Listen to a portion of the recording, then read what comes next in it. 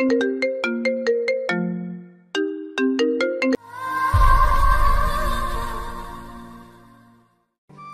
বিয়ের আজ 1 বছর হয়েছে, কিন্তু রিয়া আগের থেকে কেমন যেন পাল্টে গেছে। এখন আগের মতো আমায় সময় দেয় না। অফিস থেকে দেরি করে বাসায় ফিরে। আমি কিছু বললে বলে অফিসে কাজ ছিল, তাই আসতে দেরি হয়েছে। আগে পরিচয়টা দিয়ে দেই, আমি রাসেল, বর্তমানে বেকার। কারণ কিছুদিন আগে আমার একটা অ্যাক্সিডেন্ট হয়, পায়ে অনেক ব্যথা পাই। তাই রিয়া অফিসে চাকরি নেয়। পরিবারে আব্বু আম্মু সবাই আছে, কিন্তু তারা গ্রামে থাকে। আমার বেতন দিয়ে তারা চলে। আমার অ্যাক্সিডেন্ট হওয়ার কারণে অফিস থেকে আমাকে বের করে দেয়। তারপর রিয়া একটা অফিসে চাকরি নেয়। এবার রিয়ার কথায় আসি। রিয়া আর আমার বাড়ি লক্ষ্মীপুর। রিয়ারা ছিল অনেক গরিব, ঠিকভাবে 3 বেলা খেতে পারতো না। তার বাবা অনেক কষ্ট করে রিক্সা চালিয়ে রিয়ার পড়ালেখার খরচ চালিয়েছে। রিয়া অনার্স ফাইনাল ইয়ার পর্যন্ত পড়েছে। একদিন আমি অফিস থেকে ছুটি নিয়ে বাড়িতে যাওয়ার পর আব্বু আম্মু আমাকে রিয়াকে দেখাতে নিয়ে যায়। তখন আমি তাকে দেখে পছন্দ করে ফেলি। রিয়ার বাবার অমত ছিল না, রিয়ারও আমাকে দেখে পছন্দ হয়। এরপর কিছুদিন পর আমাদের বিয়ে হয়। বিয়ের পর আব্বু আম্মু আমাকে বলে রিয়াকে আমার সাথে করে ঢাকায় নিয়ে আসতে। আমি একা একা রান্নাবান্না করতে সমস্যা হয়। তারপর আর কি, রিয়াকে নিয়ে ঢাকায় চলে আসি। সুন্দরভাবে চলছিল আমাদের সংসার, কিন্তু হঠাৎ আমার অ্যাক্সিডেন্ট হওয়ার পর সব কিছু পাল্টে যায়। রিয়া অফিসে কাজ করে আজ 2 মাস ধরে। এখন ওর ব্যবহার কেমন যেন হয়ে গেছে। আমার সাথে ঠিকভাবে কথা বলে না। অফিস থেকে এসে ফ্রেশ হয়ে খাবার খেয়ে শুয়ে পড়ে। আবার তার বসের সাথে রাতে অনেক কথা বলে। আমি বললে বলে অফিসের কাজের ব্যাপারে কথা বলছে। রাতে রিয়া অফিস থেকে এসে ওয়াশরুমে চলে যায়। ওয়াশরুম থেকে বেরিয়ে আসার পর আমি তাকে বললাম, আচ্ছা রিয়া, তোমার অফিস থেকে আসতে প্রতিদিন লেট হয় কেন? আমি খাবার খেতে যাচ্ছি। তুমি খাবার খেয়েছো? রিয়া আমার উত্তরটা এখনো পেলাম না বলে খাবার টেবিলে চলে গেল। খাবার খেয়ে এসে বিছানায় শুয়ে পড়ল। আমি আর কিছু জিজ্ঞেস করলাম না। মনে হয় অনেক পরিশ্রম হয়েছে আজ। সকালে ঘুম থেকে উঠে দেখি রিয়া আমার পাশে নেই, মনে হয় অফিসে চলে গেছে। আমি বিছানা থেকে উঠে ওয়াশরুমে গিয়ে ফ্রেশ হয়ে নাস্তার টেবিলে এসে দেখি আমার জন্য নাস্তা রেখে গেছে। আমি নাস্তা খেয়ে রুমে চলে আসলাম। এবার আপনাদের বলি, আমি মোটামুটি হাঁটতে পারি, আর বাসায় খাবার আমি বানাই। রিয়া সকালে নাস্তা তৈরি করে। দেখতে দেখতে আরও 1 মাস চলে গেছে। এখন আমি পুরোপুরি হাঁটতে পারি। রিয়া আমার ওষুধের খরচ, সংসার এবং বাড়িতে টাকা পাঠায়। না, রিয়ার অনেক কষ্ট হচ্ছে, তাই নিজের কাগজপত্র নিয়ে বাসা থেকে বেরিয়ে পড়লাম। রিয়া এখন একটু তাড়াতাড়ি বাসায় ফিরে। এখন নাকি অফিসে তেমন কাজ নেই। গতকাল একটা অফিসে চাকরি বিজ্ঞপ্তি দেখি, তাই ওই নাম্বারে ফোন দিয়ে তখন ওই অফিসের ম্যানেজার ফোন ধরে। আমাকে আজকে যেতে বলছে। একটা রিক্সা নিয়ে অফিসে চলে গেলাম। ভাড়া মিটিয়ে অফিসের ভিতরে চলে গেলাম। পিয়ন আমাকে বাহিরে অপেক্ষা করতে বলল। আমার সাথে আরও অনেকজন আছে, সবাই ইন্টারভিউ দিতে আসছে। লোক লাগবে 5 জন, ইন্টারভিউ দিতে আসছে 20 জনের মতো। সবার শেষে আমার ডাক পড়ল। আমি কেবিনের সামনে গিয়ে বললাম, ভিতরে আসতে পারি স্যার? তখন মেলি কণ্ঠে একজন বলল, আসুন। আমি ভিতরে ঢুকে দেখি একটা মেয়ে মাথা নিচু করে একটা ফাইলের কাজ করছে। তার মানে অফিসের বস মেয়ে। তখন আমাকে বলল, বসুন আর আপনার কাগজপত্র দিন। আমি হাত বাড়িয়ে কাগজপত্রগুলো বসের সামনে রাখলাম। যেই মেয়েটা মাথাটা উপরে তুলল, তখন তাকে দেখে আমি পুরো অবাক হয়ে গেলাম। এ আর কেউ নয়, আমার কলেজের ক্রাশ মারিয়া। কিন্তু ও এতদিন কোথায় ছিল? আজ প্রায় 5 বছর পর দেখছি। মারিয়া হঠাৎ কলেজ থেকে কোথায় উধাও হয়ে গেল। কিন্তু মারিয়াকে আমার মনের কথা খুলে বলতে পারি নাই। তার আগে সে কোথায় হারিয়ে গেল? মারিয়া আমাকে দেখে বলল, তোমাকে আমার কেমন চেনা চেনা লাগছে, কোথায় যেন দেখেছি কিন্তু মনে করতে পারছি না। জি ম্যাম, আপনি আমাকে কলেজে দেখেছেন। আমি আর আপনি একসাথে পড়তাম। ও, তুমি তাহলে সেই ছেলে যে আমার দিকে কলেজে সব সময় তাকিয়ে থাকতে? জি ম্যাম, আমি সেই ছেলে। কিন্তু আপনি হঠাৎ করে কোথায় হারিয়ে গেলেন?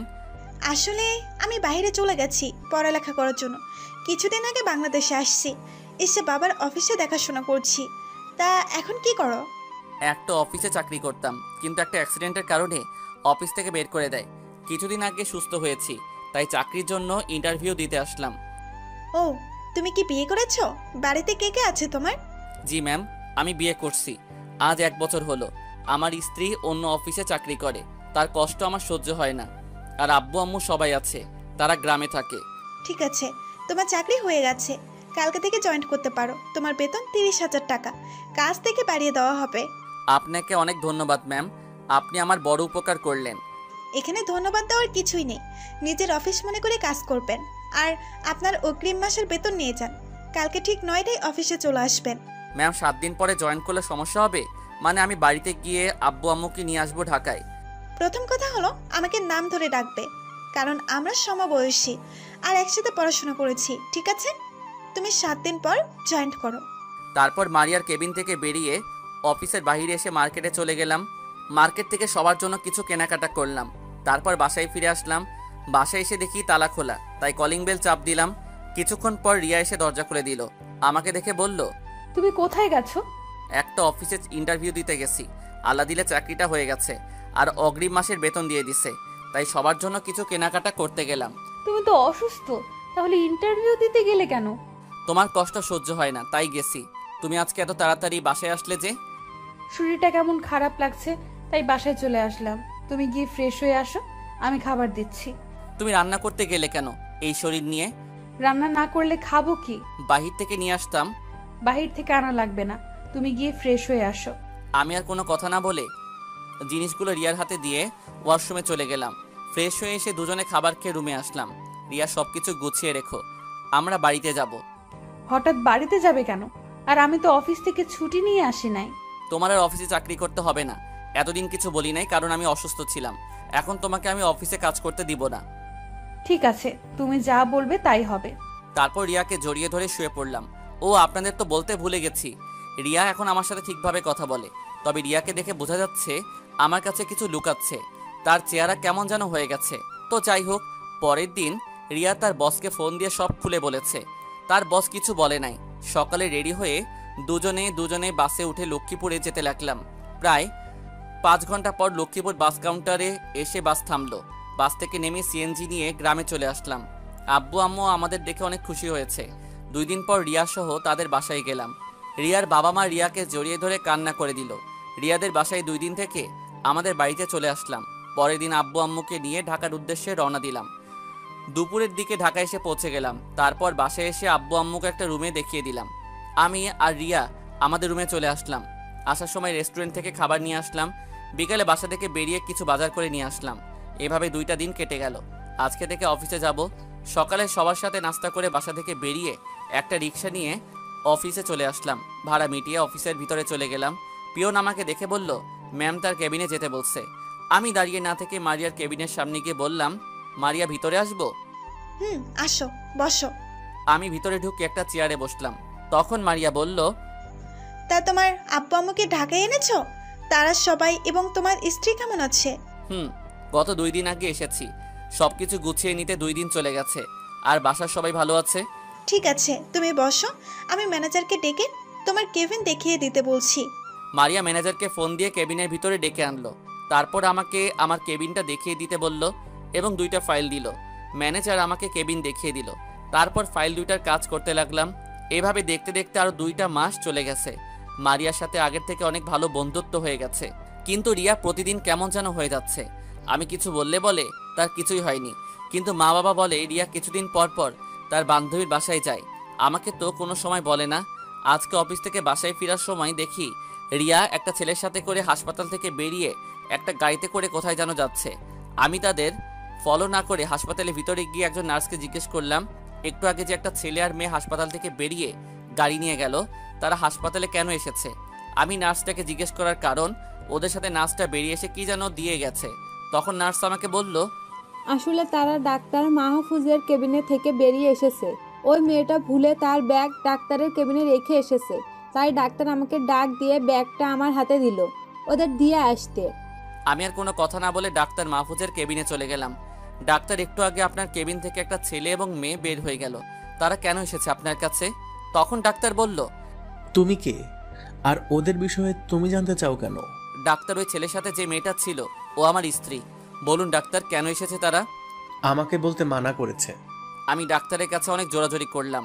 তারপর ডাক্তার যেটা বলল সেটা শুনে আমার পায়ের নিচের মাটি সরে গেল। ডাক্তার বলল, আমাকে বলতে মানা করেছে, কিন্তু আপনার জোরাজোরিতে বলতে বাধ্য হলাম। আসলে আপনার স্ত্রীর ব্লাড ক্যান্সার হয়েছে। কিছুদিন পর পর এই হাসপাতালে এসে থেরাপি দিয়ে যায়। আর সাথে যে ছেলেটা দেখছেন, ও হচ্ছে আমার বন্ধু মাহবুবের ছেলে। কিছুদিন আগে বাহির থেকে এসেছে। আর মাহবুবের অফিসে আপনার স্ত্রী কাজ করছে। এতদিন মাহবুব হাসপাতালে নিয়ে এসেছে, কিন্তু আজকে মাহবুবের অফিসে একটা জরুরি কাজ থাকায় তার ছেলের সাথে আপনার স্ত্রীকে পাঠিয়েছে। ডাক্তারের কথা শুনে আমার চোখ দিয়ে পানি পড়তে লাগলো। আমি ডাক্তারকে বললাম, তাহলে রিয়া আমাকে বললো না কেন? আর ও কি বাঁচবে না ডাক্তার? রিয়া তোমাকে বলেনি তুমি কষ্ট পাবে দেখে। প্রথম কিছুদিন তোমার সাথে ঠিকভাবে কথা বলেনি, তোমাকে এড়িয়ে চলেছে যেন তুমি রিয়াকে ছেড়ে দাও। কিন্তু রিয়া বেশি দিন তোমার সাথে কথা না বলে থাকতে পারেনি, তোমার সাথে এরকম করে নিজে কান্না পর্যন্ত করেছে। তাহলে কি রিয়াকে বাঁচানো যাবে না? আমরা সব চেষ্টা করেছি এবং বাইরের ডাক্তারের সাথে যোগাযোগ করেছি। তারা বলেছে রিয়াকে নিয়ে আমেরিকা চলে যেতে। রিয়ার দিন দিন অবস্থা খারাপ হয়ে যাচ্ছে, সেখানে নিলে হয়তো বাঁচতে পারে। কিন্তু ডাক্তার, বাহিরে নিতে কত টাকা লাগবে এবং চিকিৎসা করতে কত টাকার মতো খরচ হতে পারে? ওটা নিয়ে তোমাকে চিন্তা করতে হবে না, এটা মাহবুব দেখে নিবে। তুমি হয়তো বলবে মাহবুব রিয়ার জন্য এত কিছু কেন করছে। আসলে মাহবুবের কোনো মেয়ে নেই, তাই রিয়াকে নিজের মেয়ে মনে করে।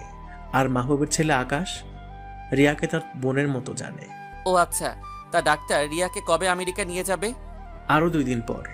এখনো কিছু কাজ বাকি আছে, তুমি একটু ওর সাথে সাথে থেকো। আর রিয়ার সাথে তুমিও যাবে, সে ব্যবস্থা আমি করছি। ঠিক আছে ডাক্তার, আমি এখন আসি, পরে আবার আসবো। ডাক্তারের কাছ থেকে বিদায় নিয়ে একটা রিক্সা নিয়ে বাসায় যেতে লাগলাম। আর মনে মনে বললাম, রিয়া আমার কষ্ট হবে দেখে এত বড় কথা লুকাতে পারলে? তুমি কেন এমন করলে? তার মানে রিয়ার চেহারা মনমরা হয়ে থাকার কারণ এটা। কিছুক্ষণ পর বাসায় এসে পৌঁছে গেলাম। কলিং বেল চাপ দেওয়ার পর আম্মু এসে দরজা খুলে দিল। আম্মুর সাথে কোনো কথা না বলে রুমে চলে আসলাম। রুমে এসে দেখি রিয়া বিছানায় বসে আছে দৌড় দিয়ে রিয়াকে জড়িয়ে ধরে কান্না করে দিলাম। আই রাসেল, তুমি কান্না করছো কেন? কি হয়েছে তোমার? আমার কান্না শুনে আব্বু আম্মু আমাদের রুমে আসলো। এসে আমাকে আম্মু বলল, এই রাসেল, তুই কান্না করছিস কেন? কি হয়েছে তোর? আমি কান্না করতে করতে সবকিছু খুলে বললাম। রিয়া কোনো কথা বলছে না, শুধু চোখের পানি ফেলছে।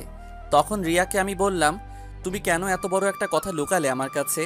রিয়া কান্না করতে করতে বলতে লাগলো, তুমি যখন সব কিছু জেনে গেছো তাহলে আর কিছু লুকাবো না। আমি অফিসে কাজ করার 15 দিন পর হঠাৎ জ্ঞান হারিয়ে ফেলি। তখন বস আমাকে নিজের গাড়িতে করে হসপিটালে নিয়ে যায়। তখন ডাক্তার আমাকে দেখে এবং কিছু পরীক্ষা করে। 7 দিন পর ডাক্তারের কাছে বস সহ গেলাম। তখন ডাক্তার বলে আমার ব্লাড ক্যান্সার হয়েছে। এটা নাকি আরো আগে হয়েছে, আমাকে বাঁচানো নাকি সম্ভব না। তারপরও বস চেষ্টা করে যাচ্ছে। এতদিন থেরাপি দিয়ে টিকে আছি। আর এই কথাটা শোনার পর আমি সিদ্ধান্ত নিই তোমাকে অবহেলা করব, যেন তুমি আমাকে ভুল বুঝে সরে যাও। আমার রোগের কথা শুনলে তুমি কষ্ট পাবে, তাই তোমাকে বলি নাই। কারণ আমি মাত্র কিছুদিনের অতিথি, আর আমার চিকিৎসার খরচ তুমি চালাতে পারবে না। এতদিন বস আমার চিকিৎসা চালিয়ে গেছে। তিনি আমাকে তার মেয়ের মতো করে জানে, কারণ ওনার কোনো মেয়ে নেই। তারপর কি হলো তুমি তো জানো। আব্বু আম্মু রিয়ার কথা শুনে কান্না করছে। আমি এখনো রিয়াকে জড়িয়ে ধরে আছি। হঠাৎ রিয়ার কথা বন্ধ হয়ে গেছে। আমি রিয়াকে ডাকতে লাগলাম, কিন্তু রিয়ার কোনো সাড়া শব্দ নেই। আমি রিয়াকে কোলে করে বাহিরে নিয়ে আসলাম। তারপর একটা সিএনজি করে হাসপাতালে চলে আসলাম। ডাক্তার রিয়াকে দেখে বলল, ও মাই গড, রিয়াকে এখনই আমেরিকা নিয়ে যেতে হবে, ওর অবস্থা ভালো না। আমি এখনই মাহবুবকে ফোন দিয়ে আসতে বলছি। কিছুক্ষণ পর মাহবুব রিয়ার বস চলে এসেছে। তারপর উনি সবকিছু দ্রুত ব্যবস্থা করেন। একটা অ্যাম্বুলেন্স করে রিয়াকে এয়ারপোর্টে নিয়ে আসি। তারপর এয়ারপোর্টের ভিতরে সব কাজ শেষ করে বিমানে উঠি। আব্বু আম্মুকে বাসায় চলে যেতে বললাম, আর বলছি আল্লাহর কাছে দোয়া করতে যেন আমার রিয়াকে সুস্থ করে দেয়। প্রায় 6 ঘন্টা পর আমেরিকা এসে পৌঁছে গেলাম। রিয়ার সাথে আমি, ডাক্তার মাহফুজ এবং রিয়ার বস এসেছে। এয়ারপোর্ট থেকে বেরিয়ে একটা অ্যাম্বুলেন্সে করে হাসপাতালে চলে যাই। ওই দেশে ডাক্তার রিয়াকে দেখে সব ডাক্তারকে নিয়ে একটা মিটিং করে। পরের দিন নাকি রিয়ার অপারেশন করা হবে। আমি রিয়ার কেবিনে রিয়ার হাত ধরে কান্না করছি। রিয়া ঠিকভাবে কথা বলতে পারছে না। হঠাৎ রিয়া আমাকে বলতে লাগলো, হাই পাগল, কান্না করছো কেন? কপালে যা আছে তাই হবে। তবে তুমি আমাকে কথা দাও, যদি আমার কিছু হয়ে যায় তাহলে কিন্তু ভেঙে পড়বে না, আবার নতুন করে জীবন শুরু করবে। আমার জন্য না হয় তোমার আব্বু আম্মুর জন্য। তুমি আমাকে কথা দাও, আমার কথা রাখবে। আমি কি বলবো, আমার মাথায় কিছু আসছে না, শুধু কান্না করে যাচ্ছি। তখন রিয়া আবার বলল, আমার সাথে কথা বলবে না? আমি রিয়াকে জড়িয়ে ধরে আরো জোরে জোরে কান্না করে দিলাম। তোমার কিছু হবে না, আমি তোমাকে ছাড়া বাঁচবো না, তোমাকে কোথাও হারিয়ে যেতে দিব না আমি। রিয়াও অনেক কান্না করছে। কিছুক্ষণ পর একজন নার্স এসে বলল আমাকে বাহিরে যেতে। আমি রিয়াকে ছেড়ে বাহিরে চলে আসলাম। বাহিরে এসে দেখি রিয়ার বস দাঁড়িয়ে আছে। তখন তিনি আমাকে বলল, তুমি এত ভেঙে পড়ছো কেন? দেখবে সব ঠিক হয়ে যাবে। আমি সব ডাক্তারদের সাথে কথা বলেছি, তারা কালকে সকালে অপারেশন করবে। এখন শুধু আল্লাহকে ডাকো, হায়াত মহতের মালিক উপরালা, তার কাছে তোমার রিয়ার জীবন ভিক্ষা চাও, হয়তো তিনি তোমার মোনাজাত কবুল করবে।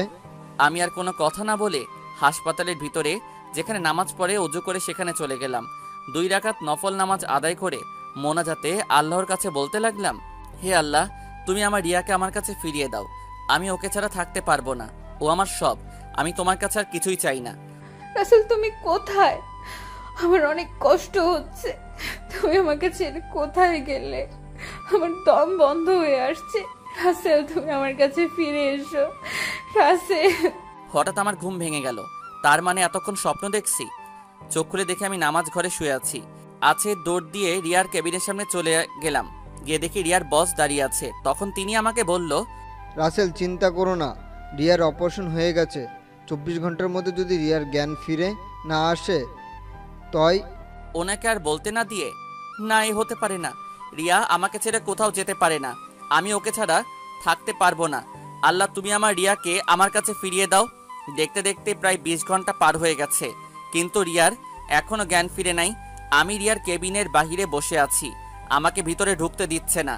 আরো 2 ঘন্টা পার হয়ে গেল। হঠাৎ একজন নার্স এসে বলল রোগীর জ্ঞান ফিরেছে। আমি সাথে সাথে বসা থেকে দৌড়ে রিয়ার কেবিনে চলে গেলাম। রিয়াকে স্যালাইন দিয়ে রাখছে। রিয়াকে প্রায় অনেকগুলো স্যালাইন দেওয়া হয়েছে। আমি রিয়ার পাশে বসে তার হাত ধরলাম। রিয়ার বস ডাক্তার ডেকে আনতে গেছে।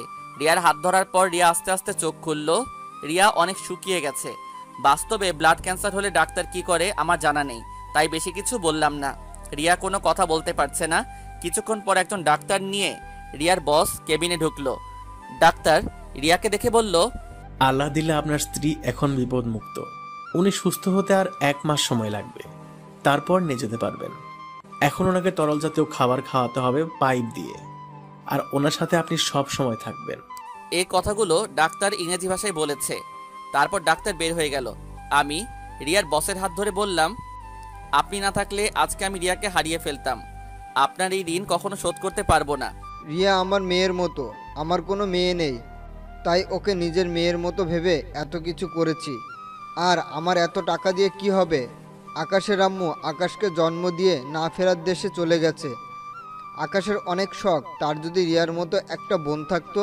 এই আকাশের দিকে তাকিয়ে আর দ্বিতীয় বিয়ে করি নাই। সমস্যা নেই আঙ্কেল, আমি রিয়াকে কিছুদিন পর পর আপনার বাসায় নিয়ে যাব। ঠিক আছে, তুমি থাকো রিয়ার কাছে, আমি ডাক্তারের কাছ থেকে আসছি। আমি রিয়ার পাশে বসে রইলাম। কিছুক্ষণ পর আঙ্কেল এসে আমাকে খাবার দিল আর বলল, কালকে থেকে এখনো কিছু মুখে দাও নাই, এখন খাবার খেয়ে নাও, তা না হলে তুমিও অসুস্থ হয়ে যাবে। এটা বলে খাবারগুলো রেখে চলে গেল। আমি রিয়ার চিন্তায় খাওয়া দাওয়া সব ভুলে গেছি। তারপর ফ্রেশ হয়ে খাবার খেলাম। দেখতে দেখতে আজ আমরা বাংলাদেশে যাচ্ছি। এখন আমি আর রিয়া বিমানে আছি। আঙ্কেল আমাদের রেখে আগে বাংলাদেশে চলে এসেছে। ওনার অফিসে নাকি জরুরি কাজ আছে, আর আসার সময় সব টাকা পরিশোধ করে এসেছে। দীর্ঘ 6 ঘন্টা পর বাংলাদেশ এয়ারপোর্টে এসে নামলাম। এয়ারপোর্টের ভিতরে সব কাজ শেষ করে বাহিরে আসলাম। তারপর একটা ট্যাক্সি নিয়ে বাসায় চলে আসলাম। বাসায় এসে কলিং বেল চাপ দেওয়ার পর আম্মু এসে দরজা খুলে দিল। রিয়াকে জড়িয়ে ধরে আম্মু কান্না করে দিল। এ কান্না কষ্টের না, খুশির কান্না। কিছুক্ষণ পর আব্বু এসে রিয়াকে জড়িয়ে ধরে কান্না করে দিল। রিয়ার সাথে কিছুক্ষণ কথা বলার পর আমি আর রিয়া রুমে চলে আসলাম। রিয়া ওয়াশরুমে ঢুকে ফ্রেশ হয়ে আসলো। তারপর আমি ফ্রেশ হয়ে আসলাম। দুজনে মিলে খাবার টেবিলে গিয়ে বসলাম। তারপর খাবার খেয়ে রুমে চলে আসলাম। রিয়া আমাকে জড়িয়ে ধরে এমন কিছু করবে, আমি তো অবাক হয়ে গেলাম। রিয়া আমাকে জড়িয়ে ধরে ঠোঁটের সাথে ঠোঁট লাগিয়ে কিস করতে লাগলো। প্রায় 5 মিনিট পর ছেড়ে দিল। তখন আমি বললাম, এটা কি হলো? কেন, তোমার কাছে ভালো লাগে নাই? এমন একটা সুন্দর বউয়ের আদর পেলে কার না ভালো লাগে? আচ্ছা, আমাদের বিয়ের তো 1.5 বছরের মতো হয়ে গেছে, কিন্তু আমাদের সন্তানের কোনো খবর নেই কেন? আমি কি মা হব না? রিয়ার কথা শুনে আমি চুপ হয়ে গেলাম, কারণ রিয়া কোনোদিন মা হতে পারবে না। বিয়ের 6 মাস পর একদিন রিয়া মাথা ঘুরে পড়ে যায়। এরপর হাসপাতালে রিয়াকে নিয়ে যায়, কিন্তু ডাক্তার রিয়াকে দেখে বলল সে নাকি কখনো মা হতে পারবে না।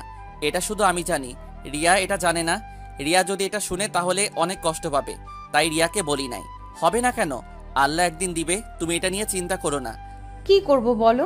বিয়ের 1.5 বছরের মতো হয়ে গেছে, তোমাকে এখন একটা খুশির সংবাদ দিতে পারলাম না। আমার খুশির সংবাদ লাগবে না, তুমি সবসময় আমার পাশে থাকলে আমার আর কিছু লাগবে না। আমি সারা জীবন তোমার পাশে থাকবো। আচ্ছা, কালকে কি অফিসে যাবে?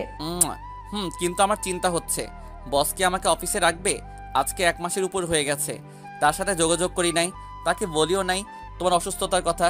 সমস্যা নেই, তোমাকে ওই অফিসে না রাখলে তুমি আমার বসের অফিসে কাজ করো। আমি বসকে ফোন দিয়ে বলবো।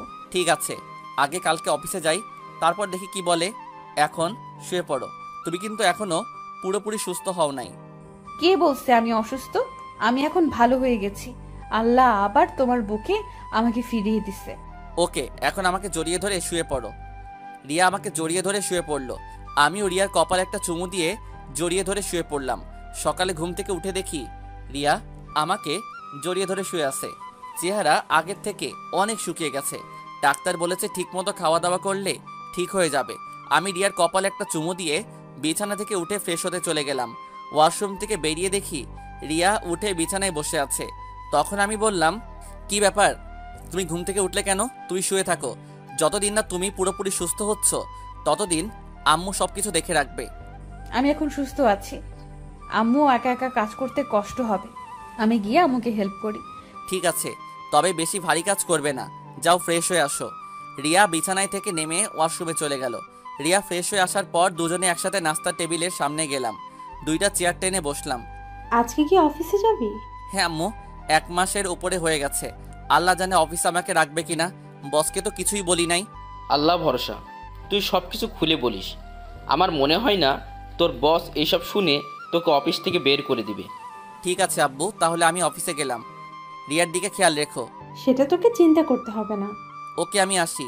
রিয়া, তুমি কিন্তু ভারী কাজ করবে না, খাবার এবং ওষুধ ঠিকভাবে খাবে। ঠিক আছে, তুমি সাবধানে যেও। সবার কাছে বলে বাসা থেকে বেরিয়ে একটা রিক্সা নিয়ে অফিসে চলে আসলাম। অফিসের ভিতরে ঢুকে মারিয়ার কেবিনের সামনে গিয়ে বললাম, ভিতরে আসতে পারি মারিয়া? মারিয়া আমার দিকে তাকিয়ে বলল, আসো। আমি ভিতরে যাওয়ার পর মারিয়া আমাকে বলল, বসো। তা এতদিন কোথায় ছিলে? তোমার কোনো খোঁজ খবর নেই? আমি চেয়ারে বসে মারিয়াকে বললাম, আসলে আমার স্ত্রীর ব্লাড ক্যান্সার হয়েছে। তারপর সবকিছু খুলে বললাম। ও, তা আমাকে একটা ফোন দিয়ে বলতে। আর এখন রিয়ার কি অবস্থা? আসলে রিয়ার ক্যান্সারের কথা শুনে চিন্তায় পড়ে গেলাম, তাই আর বলতে পারি নাই। এখন আল্লাহ দিলে ভালো আছে। ঠিক আছে, তুমি তোমার কেবিনে গিয়ে কাজ করো। তোমার টেবিলের উপর একটা ফাইল আছে, ওটা আজকে দুপুরের ভেতরে করে দিবে। ফাইলটা অনেক গুরুত্বপূর্ণ। ঠিক আছে, তাহলে আমি আসি। ঠিক আছে, যাও। আমি মারিয়ার কেবিন থেকে বেরিয়ে এসে নিজের কেবিনের চেয়ারে বসে ভাবতে লাগলাম, মারিয়া আমাকে কিছু বলল না কেন? মনে হয় স্ত্রীর অসুস্থতার কথা বলাতে কিছু বলে নাই। যাই হোক, আমি ফাইলটা দেখতে লাগলাম। ফাইলটা দেখে বুঝলাম আমার 1 ঘন্টার কাজ। এরকম কত ফাইলের কাজ করেছি। আগের অফিসে 1 ঘন্টার ভিতরে ফাইলটার কাজ করে মারিয়ার কেবিনের সামনে চলে গেলাম। আমি দাঁড়িয়ে বললাম, ভিতরে আসবো? আসো। আর আমার কেবিনে আসতে অনুমতি লাগবে না। তো কি জন্য আসলে? তোমার ফাইলের কাজ শেষ, তাই তোমাকে দিতে আসলাম। কি বলছো তুমি? এত তাড়াতাড়ি ফাইলের কাজ শেষ? দেখি। এই নাও। আমি হাত বাড়িয়ে ফাইলটা দিলাম। মারিয়া ফাইলটা দেখতে লাগলো। ফাইলটা দেখে বলল, বাহ, তুমি এত তাড়াতাড়ি কিভাবে করলে? একটা ফুল পাইনি। আসলে আমি আগের অফিসে এরকম ফাইল কত করছি। তোমার কাজ থেকে আমি অনেক খুশি হয়েছি। আজকে তোমার ছুটি, বাসায় গিয়ে স্ত্রীকে সময় দাও। কালকে সময় মতো অফিসে চলে আসবে। ধন্যবাদ তোমাকে। মারিয়া, তোমাকে একটা কথা বলবো? কি কথা বলো? আসলে আমার হাতে তেমন টাকা নেই। রিয়াকে কিছু ভালো খাবার খাওয়াতে হবে। আমার কাছে যা টাকা ছিল সব শেষ হয়ে গেছে। ও, এই ব্যাপার। এই নাও, এখানে 20,000 টাকা আছে। এগুলো তোমাকে দিতে হবে না। মনে করো আমি রিয়াকে দিচ্ছি। কিন্তু কোনো কিন্তু নয়। আর তুমি আরো 2 দিন পর থেকে অফিসে এসো। এখন মার্কেট থেকে রিয়ার জন্য ফল নিয়ে যাও। আমি মনে করছি তুমি আমাকে অফিস থেকে বের করে দিবে, কিন্তু না, আমার ধারণা ভুল ছিল। তুমি অনেক ভালো একটা মেয়ে। হয়েছে হয়েছে। আর সুনাম গাইতে হবে না। বন্ধু হয়ে বন্ধুকে কিভাবে অফিস থেকে বের করে দিই। তুমি এখন যাও। আমি মারিয়ার কেবিন থেকে বের হয়ে নিজের কেবিনে এসে ব্যাগটা হাতে নিয়ে অফিস থেকে বেরিয়ে আসলাম। একটা রিক্সা নিয়ে মার্কেটে চলে গেলাম। রিয়ার জন্য ভালো কিছু ফল নিলাম। তারপর বাসায় চলে আসলাম। কলিং বেল চাপ দেওয়ার পর আম্মু দরজা খুলে দিল। কি রে বাবা, আজকে এত তাড়াতাড়ি অফিস থেকে চলে আসলি যে? তোকে কি অফিস থেকে বের করে দিয়েছে? না আম্মু, বসকে সব কিছু খুলে বলছি। আর তুমি জানো, বস হচ্ছে আমার ক্লাসমেট মারিয়া, তাই সে আর কিছু বলে নাই। আর আজকে রিয়াকে ভালো খাবার খাওয়ার জন্য 20,000 টাকা দিছে। তাই রিয়ার জন্য আর তোমাদের জন্য এগুলো নিয়ে আসলাম। মারিয়া মেয়েটা অনেক ভালো মনে হয়। এগুলো আমার কাছে দে, তুই রিয়ার কাছে যা, আমি কয়টা ফল কেটে নিয়ে আসছি। ঠিক আছে আম্মু, বলে নিজের রুমে চলে আসলাম। রুমে এসে দেখি রিয়া আমার আর ওর একসাথে ছবি দেখতে আছে মোবাইলে। আমাকে দেখে বলল, আরে তুমি এত তাড়াতাড়ি চলে আসলে যে? তোমাকে কি অফিস থেকে বের করে দিচ্ছে? তাহলে সমস্যা নেই, আমি আঙ্কেলের সাথে কথা বলবো। আমি রিয়ার পাশে বসে তার কপালে একটা চুমু দিয়ে বললাম, আরে না পাগলি, বস আমাকে অফিস থেকে বের করে নাই, তাকে সব কিছু খুলে বলছি। আর আরেকটা কথা, তোমাকে ভালো কিছু খাওয়ানোর জন্য 20,000 টাকা দিছে। তোমার বস অনেক ভালো, তা না হলে কেউ টাকা দেয় এইভাবে? তুমি ঠিকই বলছো, আমার বস হচ্ছে আমার কলেজের ক্লাসমেট মারিয়া। মেয়েটা অনেক ভালো। কি? তাহলে আমি ভালো না, যা তুই তোর বন্ধুর কাছে যা।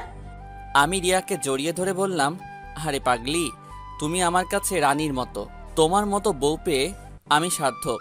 ঠিক আছে, ওই মেয়ের সাথে বন্ধু ছাড়া যেন অন্য কিছু না শুনি। আমি তোমাকে অনেক ভালোবাসি। রিয়া আমাকে শক্ত করে জড়িয়ে ধরলো। আম্মু কিছু ফল কেটে এনে দিল, রিয়াকে ফল খাইয়ে দিলাম। এভাবে দেখতে দেখতে আর 2 মাস পার হয়ে গেল। রিয়ার শরীরটা আগের মতো হয়ে গেছে, আর মারিয়ার সাথে আরো ভালো বন্ধুত্ব হয়ে গেছে। এখন আমার বেতন 40,000 টাকা। এটা আমার কাজ দেখে মারিয়া আমাকে দিচ্ছে। রাতে সবাই মিলে খাবার খাচ্ছি, তখন আম্মু বলল, রাসেল, তোর সাথে আমার কিছু কথা আছে, তুই খাবার খেয়ে আমার রুমে একটু আসিস তো। আম্মু, আমি কি সাথে আসবো? না মা, কথাটা শুধু রাসেলকে বলবো। ঠিক আছে আম্মু। রিয়া খাবার খেয়ে রুমে চলে গেল। আমি খাবার খেয়ে আম্মুর রুমে চলে আসলাম।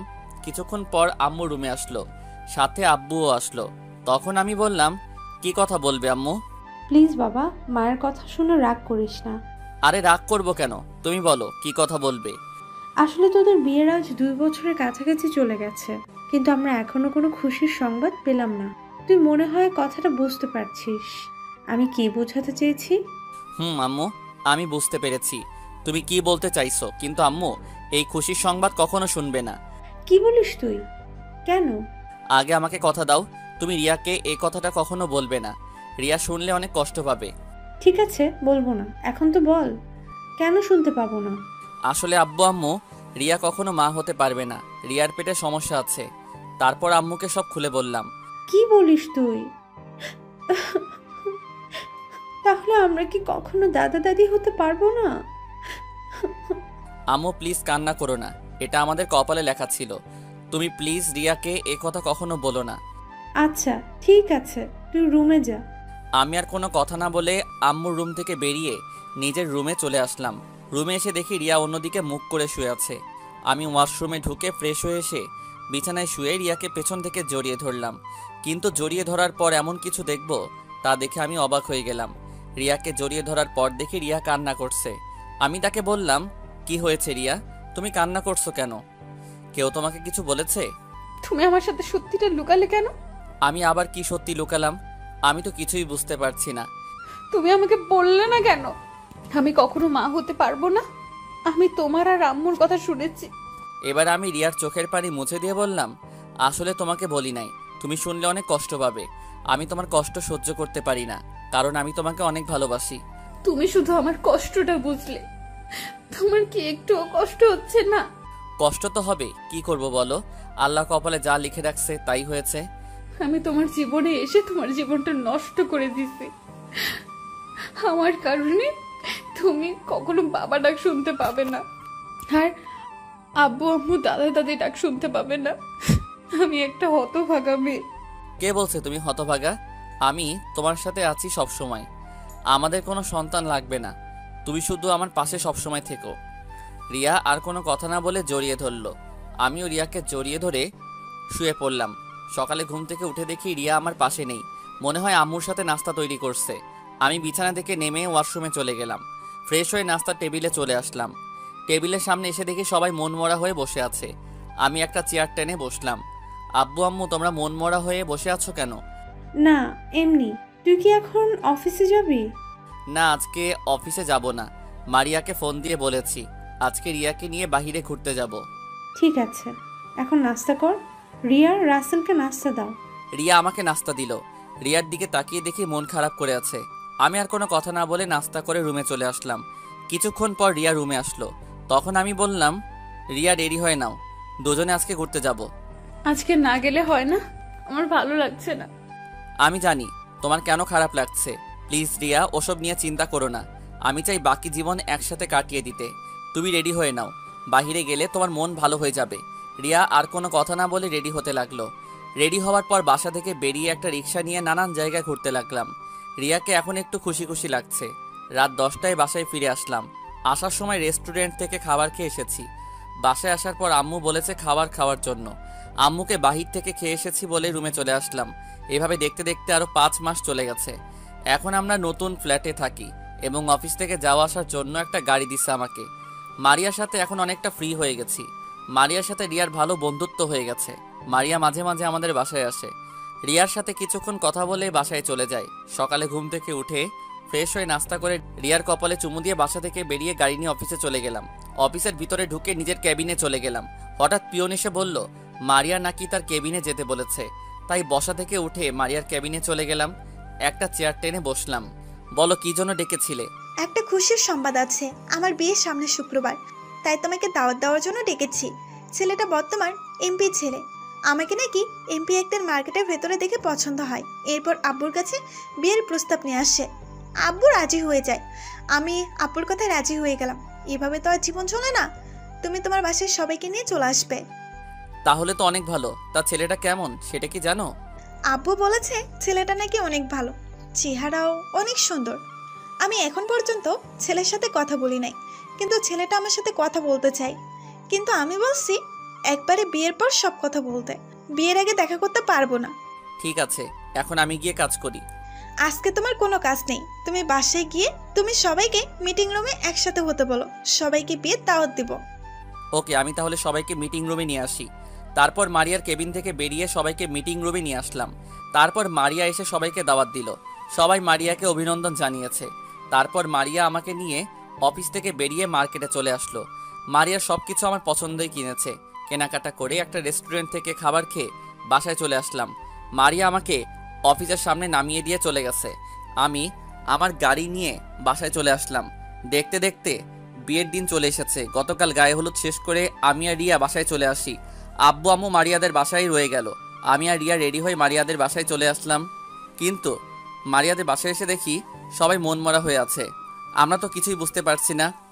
তখন আমার আব্বু আম্মুর কাছে গিয়ে বললাম, আম্মু সবাই এভাবে মনমরা হয়ে বসে আছে কেন? কি হয়েছে?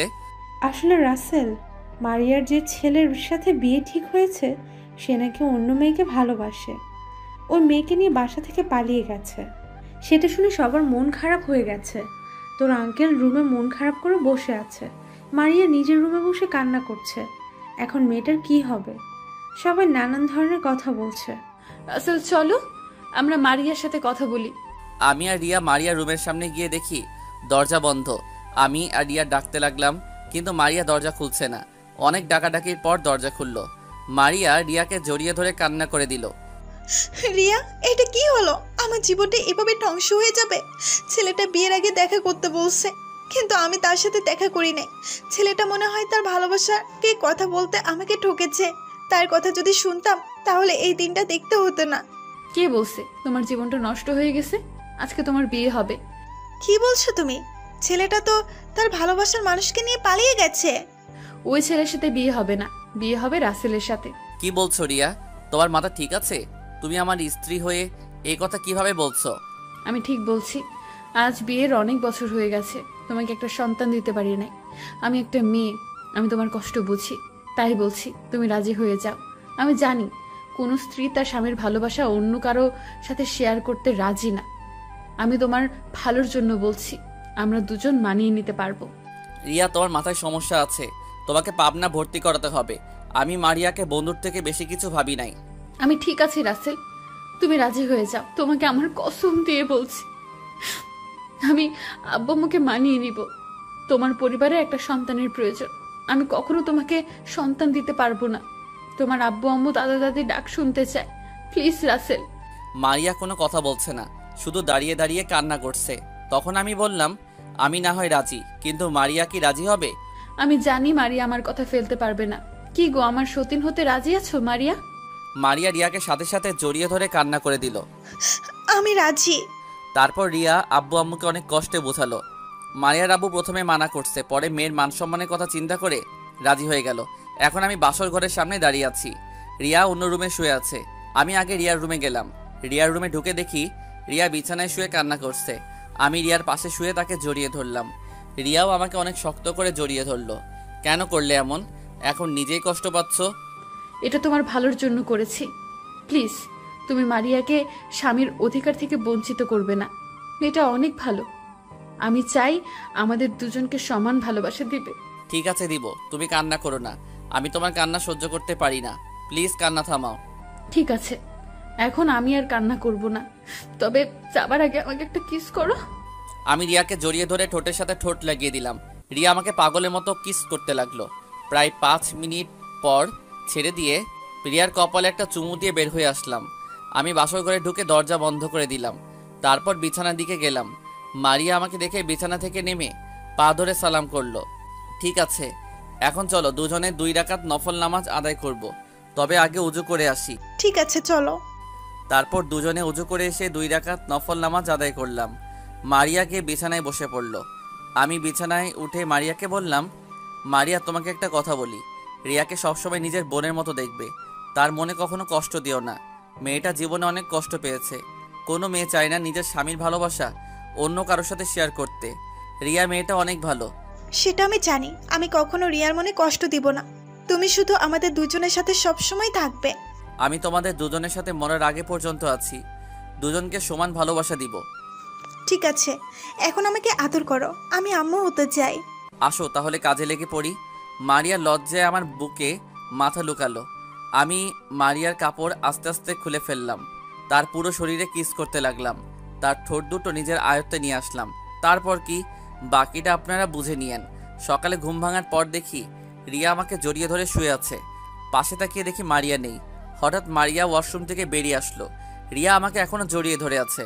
আমি রিয়ার কপালে একটা চুমু দিলাম। রিয়া, তুমি কখন রুমে আসলে? রিয়া সকাল ভোরে রুমে এসেছে, তারপর তোমাকে জড়িয়ে ধরে শুয়ে আছে। তোমাকে ছাড়া ঘুম আসে নাই পুরো রাতে, তাই সকালে ভোরে দরজায় টোকা দিলাম। মারি এসে দরজা খুলে দিল। তারপর তোমাকে জড়িয়ে ধরে শুয়ে পড়লাম। ঠিক আছে, এখন উঠো, আমি ফ্রেশ হব। তারপর রিয়া আমাকে ছেড়ে দিয়ে উঠে বসলো। আমি বিছানা থেকে নেমে ওয়াশরুমে ঢুকে ফ্রেশ হয়ে বের হয়ে আসলাম। তারপর রিয়াও ফ্রেশ হয়ে আসলো। আজ 5 বছর পর। আপু আম্মু, মাইশা আমার সাথে খেলে না। আব্বু, তিথি আমাকে মারে, তাই ওর সাথে আমি খেলি না। আব্বু, মাইশা সব খেলনা ফেলে দেয়, তাই ওকে একটা থাপ্পড় মারছি। তিথি, মাইশা তোমার বোন না? ওকে তুমি মেরো না। দুজনে একসাথে মিলেমিশে খেলা করো। ঠিক আছে আব্বু। বলে ওরা দুজন খেলতে চলে গেল। এখন হয়তো আপনারা বলবেন তিথি আর মাইশা কার মেয়ে? আসলে মারিয়ার যমজ 2টা মেয়ে হয়েছে। তিথিকে লালন পালন করে রিয়া, আর মাইশাকে মারিয়া লালন পালন করে। মাইশা আর রিয়া, রিয়া আর মারিয়াকে আমু বলে রাখে। 2 বইয়ের ভালোবাসা নিয়ে চলতে লাগলো আমাদের সংসার। মাইশা আর তিথি সবসময় আব্বু আম্মুর সাথে দুষ্টুমি করে। মাইশা আর তিথিকে পেয়ে আব্বু আম্মু অনেক খুশি। আমি 2 বউকে অনেক ভালোবাসি। আমি এখন মারিয়াদের অফিস দেখাশোনা করি। রিয়া আর মারিয়া বাসার সব কাজ সামলায়। তো সবাই আমাদের জন্য দোয়া করবেন। পুরো গল্পে পাশে থাকার জন্য ধন্যবাদ। ভুল হলে ক্ষমার দৃষ্টিতে দেখবেন। আমি গল্প লিখি আমার মনের অনুভূতি থেকে, বাস্তবের সাথে কোনো মিল নেই। সবাই লাইক এবং কমেন্ট দিয়ে পাশেই থাকবেন।